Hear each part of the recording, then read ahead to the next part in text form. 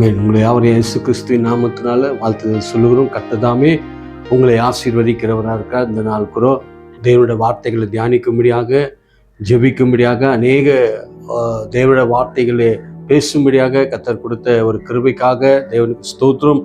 அநேக இந்த நாள் தேவனுடைய வார்த்தைகள், தேவனுடைய மகத்துவங்கள், அநேக விஷயங்கள் தேவன் நம்மளோடு கூட பேசக்கூடியவராக இருக்கார். வேதத்திலிருந்து சில வார்த்தைகளை நம்ம தியானிக்கும் போது உண்மையாக அது எல்லாருக்கும் அது கேட்குற ஒவ்வொரு வாழ்க்கைக்கும் அது ஆசீர்வாதமாக இருக்கும்.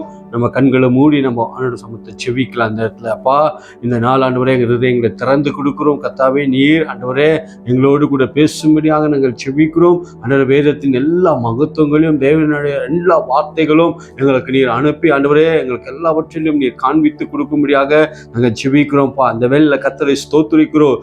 நாங்கள் ஸ்தோத்திரம் பண்ணுகிறோம். தேவனை நாங்கள் மகிமைப்படுத்துகிறோம். கர்த்தாவே, தேவன் எங்களோடு கூட இடைப்படுங்க.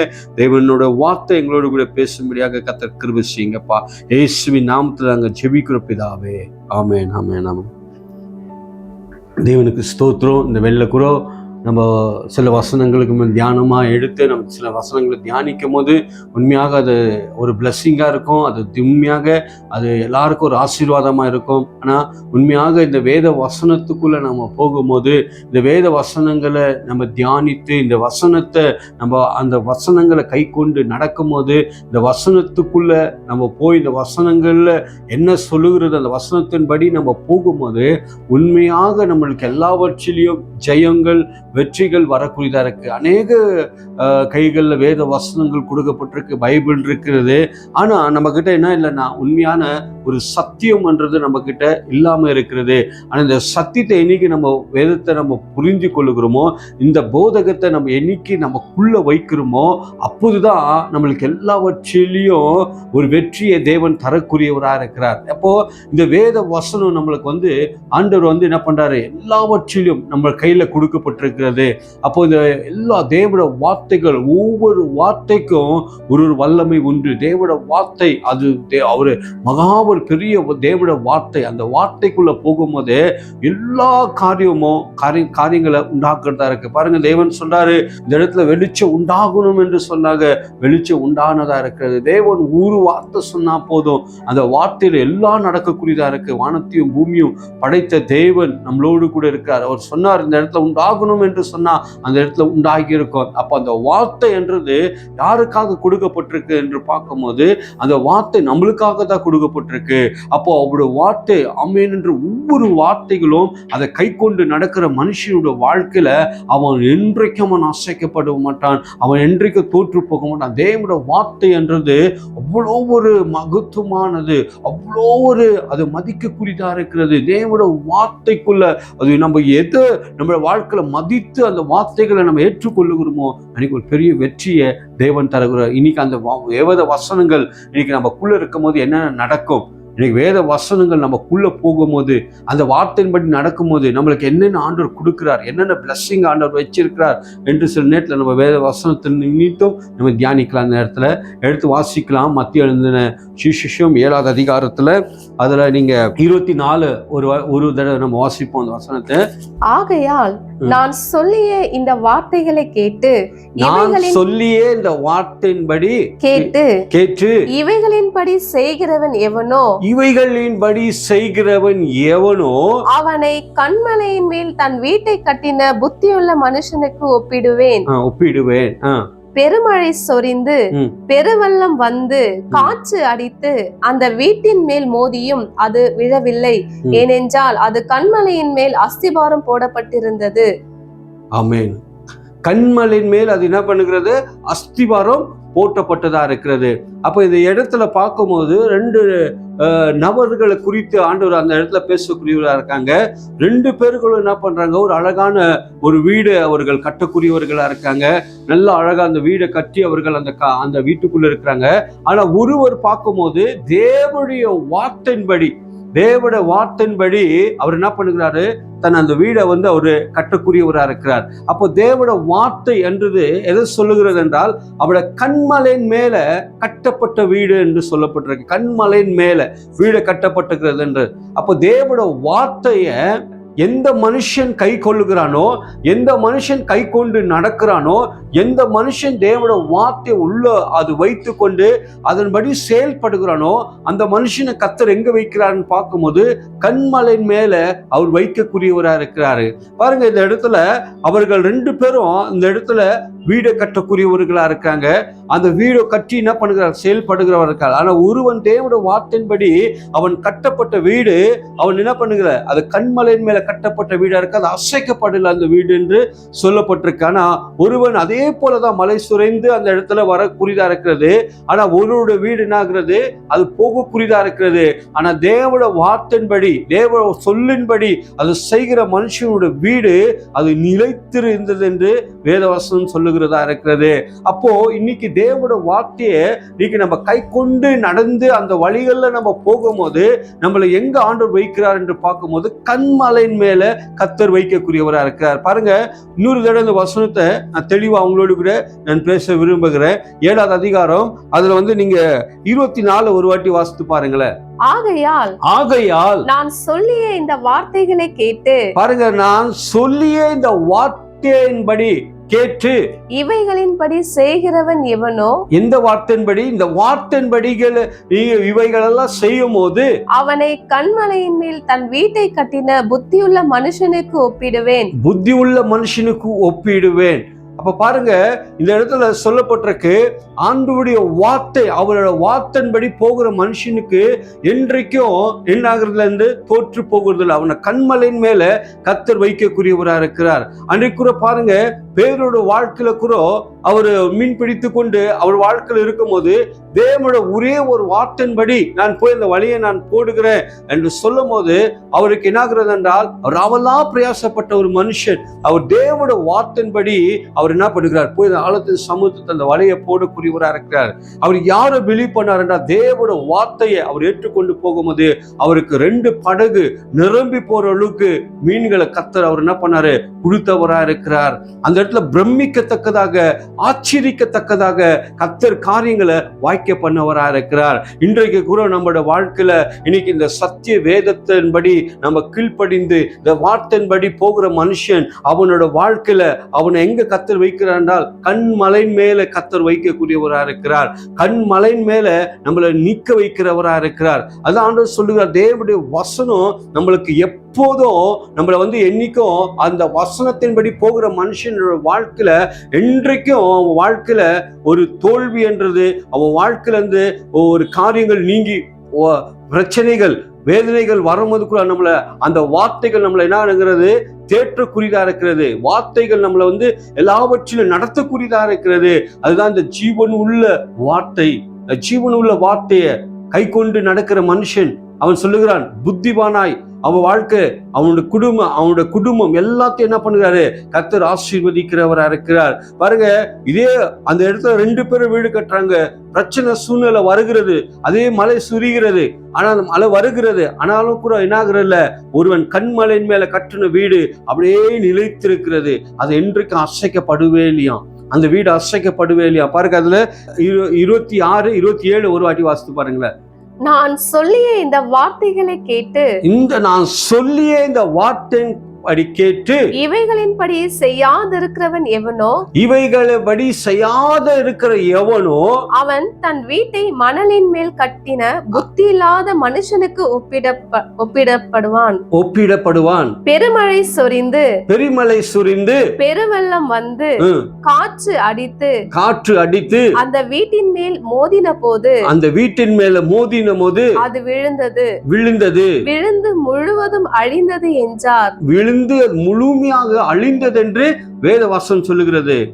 ஆனா கண்மலையின் மேல வீடு கட்டின வீடு எப்படி நின்று இருக்கான், அது நிலைத்திருக்கிறதா, நின்று கொண்டிருக்கிறதா. என்ன புயல் அடித்தாலும், என்ன காற்றுகள் வந்தாலும், என்ன பிரச்சனைகள், என்ன சூழ்நிலைகள் வந்தாலும் அந்த வீடு என்ன பண்ண முடியல, அசைக்கப்பட முடியல. ஹல்லேலூயா. இன்னைக்கு பாருங்க, உலகத்துல இப்படியாக தேவனுடைய வார்த்தையின்படி நம்ம போகும்போது, தேவனுடைய வார்த்தையின்படி கட்டப்பட்ட வீடு அது என்றைக்கும் அசைக்கப்படாது. உலகத்துல எந்த மாதிரி உபத்திரங்கள் வந்தாலும், எந்த வாதைகள் வந்தாலும், இல்ல குடும்பத்துல நம்ம வீடுகளை தாக்கக்கூடிய எந்த ஒரு சூழ்நிலை புயல் எழும்பினாலும் அதை கர்த்தர் என்ன பண்ணுகிறாரு, அதை மாற்றக்கூடியவரா இருக்கார். எந்த மனுஷன் தெரியுமா, அவன் புத்திமானாய் நடந்து அவன் தேவ வார்த்தையை கை கொண்டு அவன் வார்த்தையில போகிற வீடுகள் அது என்றென்றைக்கும் அது நிலைத்திருக்கும், என்றென்றைக்கும் அந்த வீடு ஆசீர்வதிக்கப்பட்டு இருக்கும் என்று அதுதான் தேவனுடைய வசனம் சொல்லுகிறது. கர்த்தர் வீடை கட்டாவிட்டால் கட்டுகிற பிரயாசம் விருதா என்று தேவ வசனம் சொல்லப்பட்டிருக்கு. அப்ப கர்த்தர் நம்முடைய வீடுகளை அவர் கட்டக்கூடியவரா இருக்கிறார், நம்முடைய குடும்பங்களை கட்டக்கூடியவரா இருக்கிறார், நம்முடைய குடும்பங்களை ஆசீர்வதிக்கிறவரா இருக்கிறார், நம்முடைய குடும்பங்களை கர்த்தர் தேற்றி எல்லா வகையிலும் நடத்தக்கூடியவரா இருக்கிறார். அதுக்கு என்ன வேணும்னா தேவனுடைய வார்த்தை நம்மளுக்கு வேணுமா இருக்கிறது. இன்னைக்கு நம்ம ஒரு ஆசீர்வாதமாய் போகணும் என்றால், இன்னைக்கு நம்ம ஒரு வாழ்க்கையில நம்ம முன்னேறி செல்லணும் என்றால் தேவனுடைய வார்த்தை என்றது நமக்குள்ள இருக்க வேண்டும். நம்ம இதயத்துக்குள்ள தேவனுடைய வார்த்தையை காத்து கொள்ள வேண்டும். அதுதான் சொல்றாரு, அவன் அந்த தேவனுடைய வார்த்தையின்படி போகிற மனுஷன் அவன் என்றைக்கும் அசைக்கப்பட மாட்டானா. அவன் வீடு எப்போது நிலைத்திருக்கும். கண்மலையின் மேல கட்டப்பட்ட வீடு அது என்றைக்கும் அசைக்கப்படாது. அப்ப நம்மளை ஆண்டவர் கண்மலை மேல நம்மளை நிற்க வைத்து அவர் பார்க்கக்கூடியவரா இருக்கிறார், நம்மளை பார்க்கக்கூடியவரா இருக்கிறார். எந்த மனுஷனை தெரியுமா, அவருடைய வார்த்தையின்படி அவர் சொல்லின்படி செய்கிற மனுஷன். பாருங்க, அதே நீதிமொழிகள்ல ஒரு வசனம் இருக்கு. நீதிமொழிகள் 3ஆம் அதிகாரத்துல 1-2 வசனத்தை வாசிப்போம். என் மகனே, என் மகனே, என் போதகத்தை மறவாதே. பாருங்க, எதை மறக்க கூடாதுன்னு சொல்றாரு, என் போதகத்தை நீ மறவாத. உன் இருதயம் என் கட்டளைகளை காக்க கடவது. உன் இருதயம் என்னுடைய கட்டளைகளை காக்க கடுவதாக.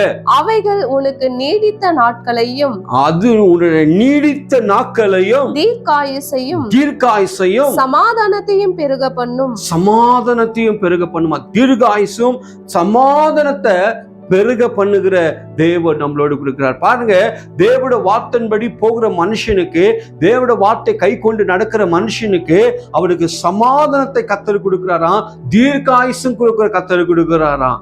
தீர்க்க ஆயுசுக்கு கர்த்தர் என்ன பண்ணுகிறாராம், அவருடைய வாழ்க்கையில இருக்கிறது.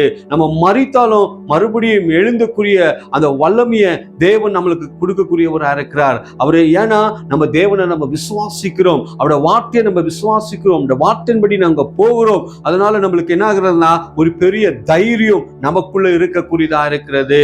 அப்ப பாருங்க, தேவனுடைய வசனம் சொல்லுங்க, அவருடைய போதனையும் அவருடைய வார்த்தையும் நம்ம இதயத்துக்குள்ள அது வைக்க வேண்டும் என்று தேவ வசனம் சொல்லுகிறது. அவனுக்கு தீர்காயுசை கர்த்தர் கொடுக்கிறார். அவனை எல்லா வகையிலும் அவனை போஷிக்க பண்ணுகிறவரா இருக்கிறார். பாருங்க, அதே நீதிமொழிகள் 4ஆம் அதிகாரத்துல 10ஆவது வசனம் சொல்லப்பட்டிருக்கு. இந்த வார்த்தையின்படி செய்கிற மனுஷனோட வாழ்க்கையில வாசிங்க. என் மகனே, என் மகனே, கேள், என் வார்த்தைகளை ஏற்றுக்கொள். பாருங்க, மகனேன்ற சொல்லப்பட்டிருக்கு, என் வார்த்தையை ஏற்றுக்கொள், அப்பொழுது உன் ஆயுசின் வருஷங்கள் அதிகமாகும். பாருங்க, என்ன ஆகுறதுன்னா இங்க தீர்காயுசை கர்த்தர் கொடுக்கிறாரு.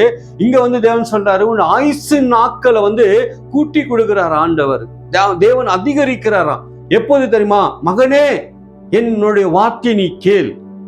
என் தேவனுடைய வார்த்தையை நம்ம கேட்கணும், தேவனுடைய வார்த்தையின்படி நடக்கணும், தேவனுடைய வார்த்தையின்படி நாங்க போகக்கூடியவராக இருக்கணும்.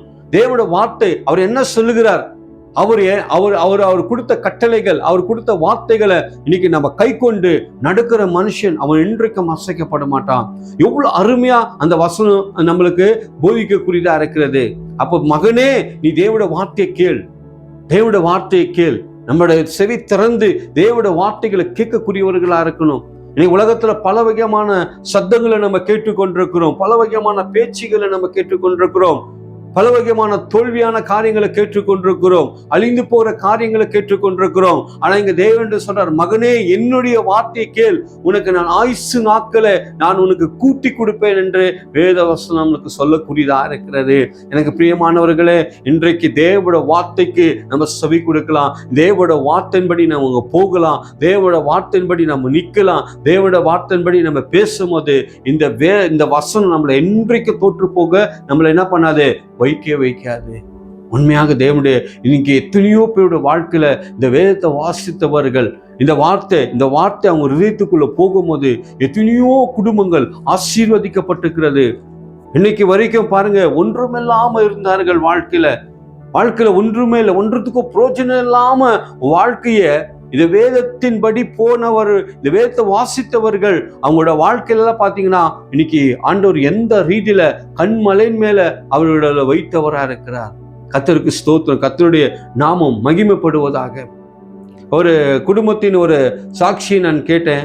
அந்த குடும்பத்துல பயங்கரமான ஒரு போராட்டம், பயங்கரமான ஒரு கடும் பிரச்சனையினால, ஒரு வேதனையினால அந்த குடும்பம் சூழ்ந்து கொண்டு, அந்த குடும்பத்துல அடுத்த கட்டம் என்ன செய்வதென்று இந்த குடும்பத்துல தெரிய முடியாம ஒரு யோசித்து கொண்டு இருந்த ஒரு குடும்பத்துல லாஸ்ட் என் வாழ்க்கை இன்னைக்கு நம்ம முடித்து கொள்ளலாம், இன்னைக்கு நம்ம முடித்து கொண்டு இன்னைக்கு நம்ம தற்கொலை பண்ணிக்கலாம், என் வாழ்க்கையில வாழக்கூடாது, நம்மளுக்கு யாருமே இல்லை, நம்மளுக்கு யாரும் உதவி செய்ய முடியல என்று அவ வாழ்க்கை அப்படியே கடந்து போகும்போது ஒரு மார்க்கெட்டு வழியா அப்படியே அவர் நடந்து போய் கொண்டிருக்கிறாரு.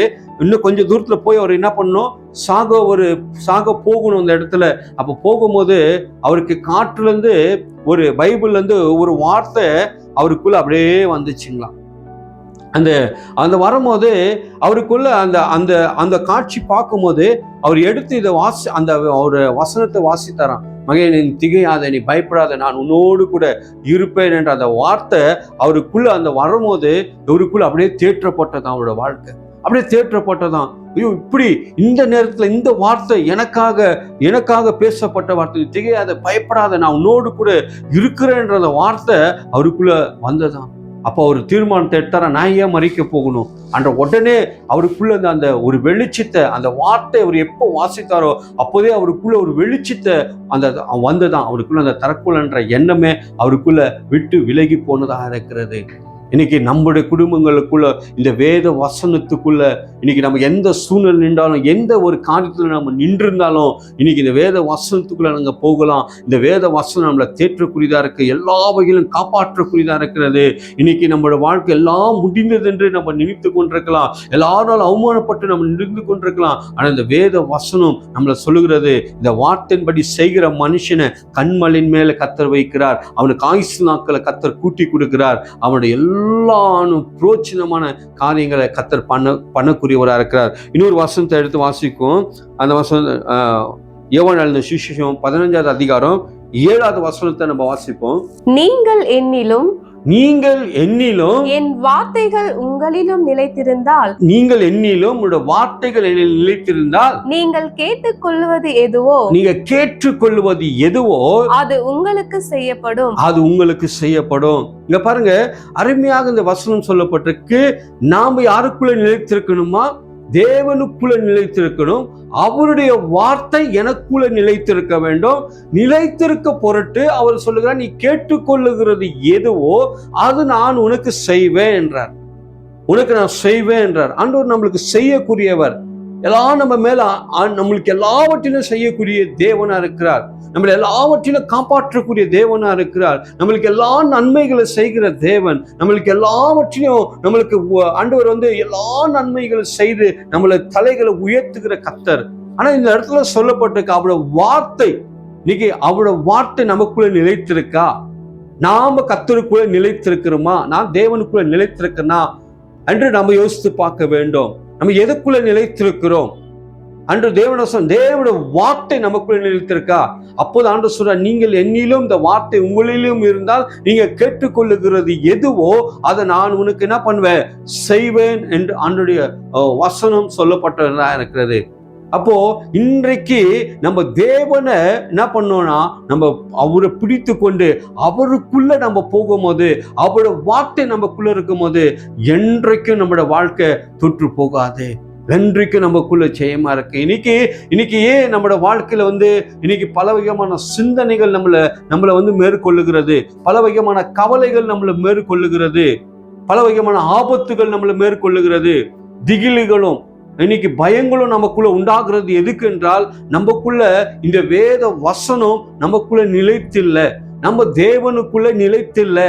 நம்ம தேவனுக்குள்ள நிலைத்திருக்கும் போது இந்த வார்த்தை தேவனுக்குள்ள நிலைத்து அந்த வார்த்தை நமக்குள்ள இருக்கும் போது தேவன் சொல்றார், நீ கேட்டுக்கொள்ளுகிறது எதுவோ அதை நான் உனக்கு செய்வேன் என்றார். அவரு செய்ய மாட்டேன்னு சொல்ல, உனக்கு செய்யறேன். முதலாவது என் வார்த்தையில நிலைத்திரு, என் வார்த்தை கை கொண்டு நடு, என் வார்த்தைக்குள்ள நீ போ, என் வார்த்தைக்குள்ள நில்லு என்று ஆண்டவருடைய நம்மளுக்கு கட்டளை கொடுக்கிறவராக இருக்கிறார். அந்த வார்த்தை சொல்லக்கூடியதா இருக்கிறது.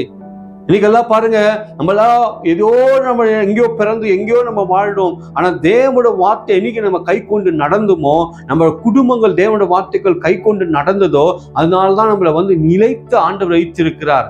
இன்ற வரைக்கும் எத்தனையோ காரியங்கள், எத்தனையோ ஆபத்துகள், எத்தனையோ சூழ்நிலைகள் நம்மளை மேற்கொள்ள வந்தது. ஆனா அந்த வார்த்தை நம்மளை என்ன பண்ணிக்கிறது?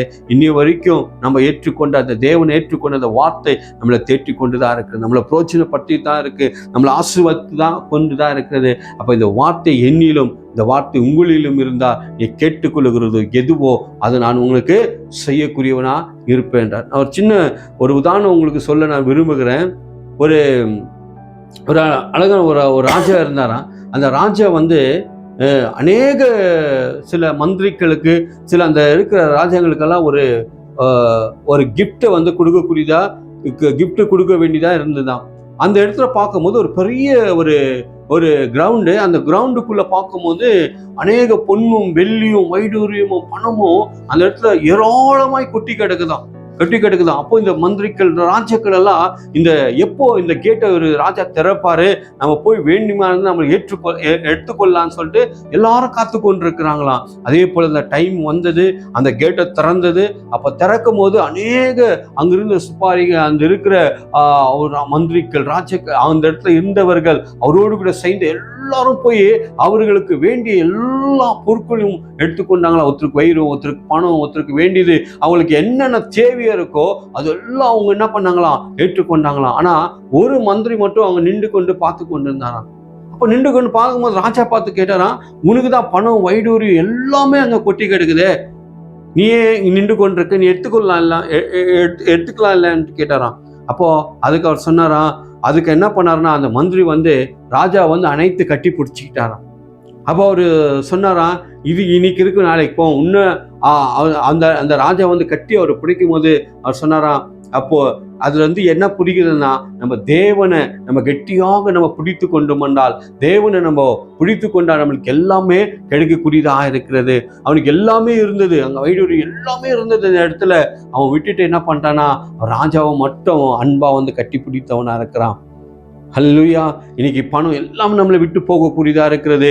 ஆனா தேவனுடைய அன்பு, தேவனுடைய வார்த்தை நம்மளை என்னைக்கும் விட்டு அது விலகி போகாது. அதான் ஆண்டவர் சொன்னார், வானம் பூமி விளைந்து போனாலும் அவருடைய வார்த்தை ஒரு நாளும் அது விளைந்து போவதில்லை. இன்னைக்கு வாழ்க்கையில அவருடைய வார்த்தை என்றது மிக முக்கியமானதா இருக்கிறது.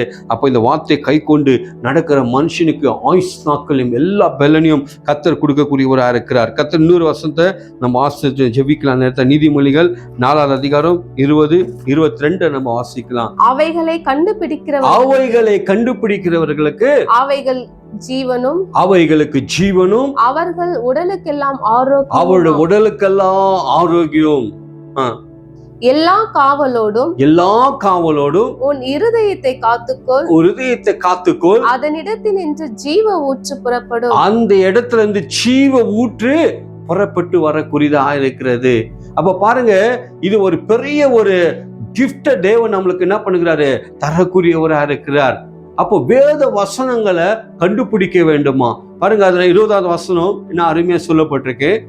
என் மகனே, பாருங்க இங்க ஒரு சொல்றாரு, என் மகனே என் வார்த்தைகளை கவனி. பாருங்க, எதை கவனிக்கணுமா? நம்மளோட வாழ்க்கையில தேவனுடைய வார்த்தையை கவனிக்கணுமா? தேவனுடைய வார்த்தை என்ன சொல்லுகிறது என்ன என்று நம்ம கவனித்து பார்க்கணுமா? ஒவ்வொரு நாளும் தேவனுடைய வார்த்தையை கவனித்து பார்க்கணுமா? வாழ்க்கையில நம்ம எதை கவனிக்கிறோம்? இன்னைக்கு எதை கவனித்து கொண்டிருக்கிறோம்? தேவனுடைய வார்த்தை கவனிக்க வேண்டும். ஒவ்வொரு நாளும், ஆண்டவரே இன்னைக்கு என்ன எனக்கு ஒரு வெளிப்பாடு ஆண்டவர் கொடுக்குறீங்க, ஆண்டவரே இன்னைக்கு என்ன ஆண்டவரே எங்களோடு கூட பேச போறீங்க, இன்னைக்கு உங்களுக்கு என்ன பிரியமானது நான் செய்யணும் ஆண்டவரே, ஆண்டவரே உமக்கு ஆண்டவரே பிரியமான காரியம் என்னென்ன. ஒவ்வொரு நாளும் நம்ம தேவன்கிட்ட கேட்கக்கூடியவர்களா இருக்க வேண்டும். தேவன்கிட்ட கேட்கக்கூடியவர்களா இருக்கணும். நம்ம கேட்கிறோமா ஒரு நாள், ஆண்டவரே உமக்கு பிரியமானது ஆண்டவரே நான் செய்யணும், ஆண்டவரே உமக்கு என்ன ஆண்டவரே பிரியமா இருக்கு என்று நம்ம சொல்லக்கூடியவங்களா இருக்கிறோமா? நம்ம ஒவ்வொரு நாளும் அதை கேட்கக்கூடியவர்களா இருக்க வேண்டும்.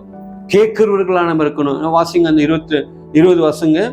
என் வசனங்களுக்கு உன் செவியை சாய். எதுக்கு சாய்க்கணுமா?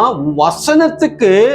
எதை சாய்க்க சொல்றாரு ஆண்டவர்? வசனத்துக்கு என்னோட செவியை நீ என்ன பண்ணுங்க, சாயுங்க. வாசிங்க.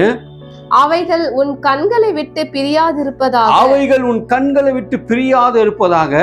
அவைகளை உன் இருதயத்துக்குள்ளே காத்துக்கொள். அவைகளை உன் இருதயத்துக்குள்ள காத்துக்கொள். அவைகளை கண்டுபிடிக்கிறவர்களுக்கு.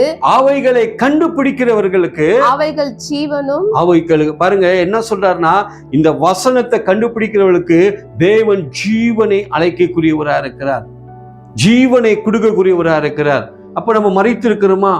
நம்ம ஒன்றுமே இல்லாம இருக்கிறோமா? அப்போ இந்த வசனத்தை கண்டுபிடிக்கிறவர்களுக்கு, இந்த வசனம்ன்றது கண்டுபிடிக்கிறவர்களுக்கு என்ன ஆகுறதுனா ஜீவன் வருகிறதா, ஜீவன் வருகக்கூடியதா இருக்கிறது. அப்போ நம்ம இன்னும் நம்மளோட வாழ்க்கையில நம்ம இன்னும் உயிர்ப்பித்து நம்ம இன்னும் எழுமணும், இன்னும் வல்லமையா நம்ம எழுமணும் என்றால் இந்த வார்த்தை என்றது நமக்குள்ள கிடைக்கக்கூடியதா இருக்கு. வாசிங்க. அவர்கள் உடலுக்கெல்லாம் ஆரோக்கியமும். உடலுக்கெல்லாம் ஆரோக்கியத்தை கர்த்தர் கொடுக்கிறாரா. எப்ப கொடுக்கிறார்னா வேத வசனங்களை கண்டுபிடிக்கும் போது, வேத வசனங்களை பேசும்போது, வேத வசனத்தின்படி போகும்போது, அவர்கள் எல்லாம் கண்டுபிடிக்கும் போது நம்மளோட உடலுக்கெல்லாம் ஆரோக்கியத்தை கர்த்தர் கொடுக்கக்கூடியவராக இருக்கிறார்.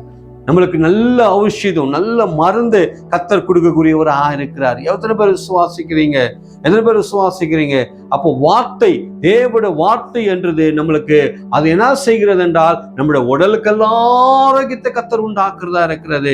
அப்போ நம்ம எந்த அளவுக்கு இந்த வேத வசனங்களை தியானிக்கிறவர்களா இருக்கணும், எந்த அளவுக்கு இந்த வசனத்தை பேசக்கூடியவர்களா இருக்கணும், எந்த அளவுக்கு இந்த வசனத்தை கை கொண்டு நடக்கிறவர்களா இருக்க வேண்டும், எந்த அளவுக்கு இந்த வசனத்தை ஆண்டவரே விரும்பக்கூடியவரா இருக்கிறார். இந்த வசனத்தை கை கொண்டு நடக்கிற மனுஷனோட வீடு அது கண்மலையின் மேல இருக்கும் என்று சொல்லப்பட்டிருக்கிறது.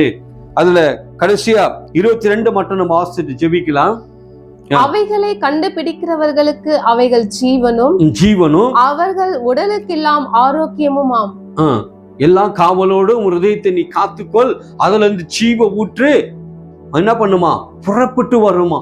எல்லா காவலோடு ஹிருதயத்தை காத்துக்கொள், அதுல இருந்து என்ன ஆகுறதா ஜீவ ஊற்று புறப்பட்டு வரக்கூடியதா இருக்கு. நமக்குள்ள இருந்து ஜீவ ஊற்று புறப்பட்டு வர. அப்படி என்றால் தேவனுடைய வார்த்தை, தேவனுடைய நம்ம பேசும்போதே அநேக பேருக்கு ஆசீர்வாதமா இருக்கணும். நம்ம தேவ வார்த்தை எடுத்துக்கொண்டு போகும்போது அநேக குஷ்டரோகிகள், வியாதிகள் மறைக்கூடியதா இருக்கு. உடைந்து போன குடும்பங்கள் கட்டப்படுறதா இருக்க வேண்டும். நமக்குள்ள இந்த வார்த்தைகளை பேசும்போது அநேக பேர்கள் தேற்றப்பட வேண்டும். நமக்குள்ள இந்த வார்த்தைகளை எடுத்துக்கொண்டு நம்ம போய் இன்னொருத்தர பேசும்போது அவர்கள் ரட்சிக்கப்பட வேண்டும். அப்படியாக நமக்குள்ள தேவனுடைய வார்த்தையை வைத்துக் கொண்டு ஒவ்வொரு எல்லாவற்றையும் கர்த்தர் சக்சஸ்ஃபுல்லா கர்த்தர் மாற்றக்கூடியவராக இருக்கிறார்.